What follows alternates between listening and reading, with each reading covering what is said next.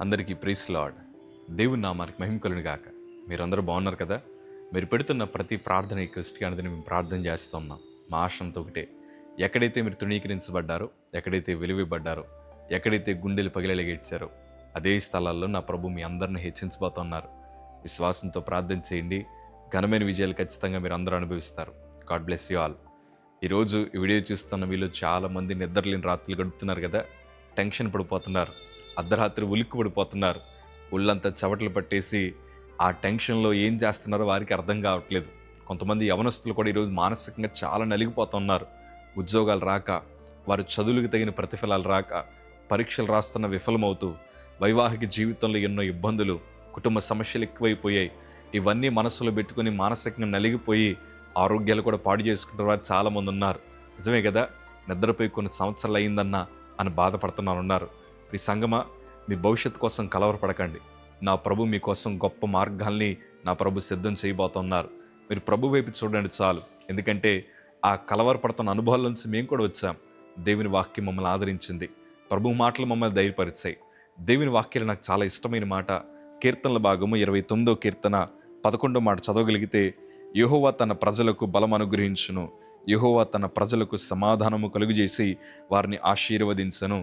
నా ప్రభు మీకు బలమును అనుగ్రహించగలిగిన దేవుడు, హృదయములు సమాధాన దేవుడు, దయచేయగలిగిన దేవుడు. వాటన్నిటితో పాటు నా ప్రభు తన ప్రజలను ఆశీర్వదించబోతున్నాడు. ఈ వీడియో చూస్తున్న మీ అందరికీ ధైర్యం కలగడానికి మాటలు చెప్తున్నాను. ఆయన మిమ్మల్ని బలహీనపరిచే దేవుడు కాదు. ఏ స్థలంలో మీకు బలం అవసరమో, ఏ చోట మీకు సాక్ష్యం అవసరమో, ఏ చోట మీకు విజయాలు అవసరమో సమస్తం ఎరిగిన దేవాది దేవుడు మీకు బలమును అనుగ్రహించి గొప్ప విజయాల వైపు నా ప్రభు మిమ్మల్ని నడిపించబోతున్నారు. మీ హృదయానికి సమాధానం లేదు కదా, చాలా కలవరపడుతున్నాం.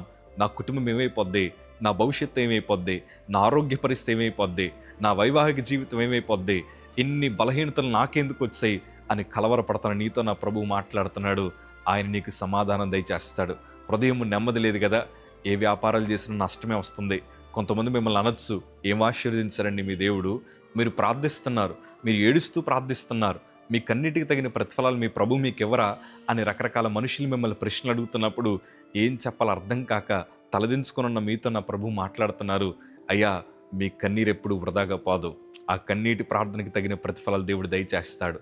ఎందుకంటే మేము సమాధానం లేని స్థితిలో బ్రతికాం. ఒకరోజు మా తల్లిగారు ఇట్లా ప్రార్థన చేయడం నేను విన్నాను. మా తల్లిగారు అంటున్నారు, ప్రభా, నా కొడుకు చనిపోతే వాడితో పాటు మా నలుగురిని కూడా తీసుకెళ్ళిపోండి ప్రభా, మేము బ్రతకలేకపోతున్నామయ్యా, అనాథులుగా మిగిలిపోయాం. మాకు సమాధానం లేక మా తల్లి అర్ధరాత్రులు మెలకు వచ్చేసి ఏడుస్తూ ప్రార్థన చేసేది. మా కుటుంబం ఏమైపోతుందో అర్థం కాలేదు. అందరూ చూస్తే చేతులు విడిచిపెట్టేశారు. ఆదరించే వారు ఎవరు లేరు. కొంతమంది వచ్చి ప్రోత్సహించే మాటలు చెప్తున్నారు, కొంతమంది వచ్చి బలహీనపరిచే మాటలు చెప్తున్నారు. ఎటు పోవాలో అర్థం కాక, గమ్యమేంటో తెలియక దిక్కుతోచని స్థితిలో ఉన్నప్పుడు ఆయనే మాకు దిక్కయ్యాడు. ఈ మాట నన్ను ఎంతగా బలపరిచిందంటే, ఆయన సమాధానం అనుగ్రహిస్తాడు, ఆయన తన ప్రజలను ఆశీర్వదిస్తాడు. ఈ మాట పట్టుకుని ప్రార్థన చేశాను. దేవుని కృపండి చెప్పన, ఇచ్చిన మాట నెరవేర్చగలిగిన ఒకే ఒక సమర్థుడు మనం ఆరాధిస్తున్న నజరేయుడైన యేసు ప్రభులు వారు. ప్రియ సంగమా, ఈరోజు నాకు తెలుసు మీరు చాలా బాధల మధ్య ఉన్నారని, ఎన్నో ఇబ్బందుల మధ్య నలిగిపోతున్నారని నాకు తెలుసు.